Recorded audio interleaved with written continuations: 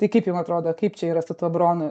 Ten buvo visgi jų pačių nuopelnas, ar visgi didesnė dalis ir sėkmės? Man taip atrodo, kad tai aplinkybės sukrito, nes buvo tam tikra finansinė, sakykime, grėsmė kilo. Kaip vėliau paaiškėjo, jinai išsivystė ir į pasaulinę krizę.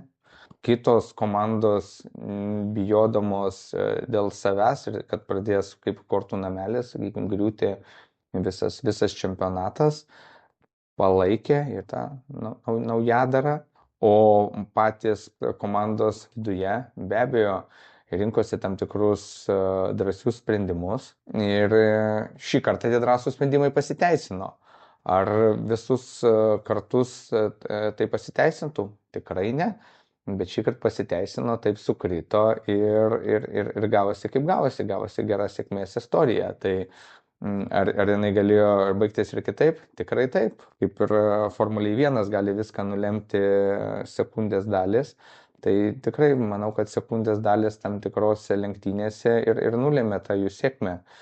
Tai dėl to džiugu, kad jiems pasisekė, bet ar tai galima būtų priskirti tik tai jų genialumui? Manau, kad tikrai ne. Tikrai daug buvo ir aplinkybių. Kaip sako, tam tikrų metų atsidūrė tinkamoje vietoje.